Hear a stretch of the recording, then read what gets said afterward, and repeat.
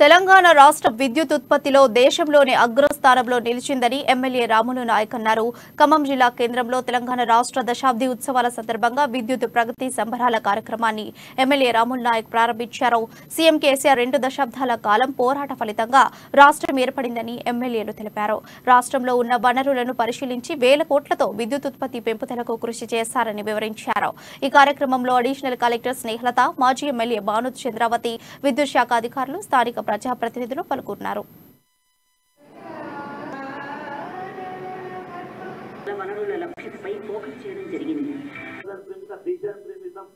ప్రేమించాలి తప్ప congested method లో ఉంటే ఇక్కడికే పోతాం, లాంగ్ జర్నీ చేయలేం, మ్యారథాన్ కొట్టలేం. మ్యారథాన్ కొట్టే పరిస్థితి మన దగ్గర ఉండాలి. ఏమంటే నువ్వు సింగల్ 100 మీటర్ 200 మీటర్ కుదరదు. మరి కేసీఆర్ గారిని మనం దృష్టి పెట్టుకోవాలా. చాలా మంది నాయకులు, చాలా మంది లీడర్స్ మనకు వచ్చిపోయినారు. చాలా మంది ముఖ్యమంత్రులు కూడా ఆ సీట్ లో కూర్చొని చెప్పినారు. కానీ తెలంగాణ గురించి ఎవరు ఆలోచించారు?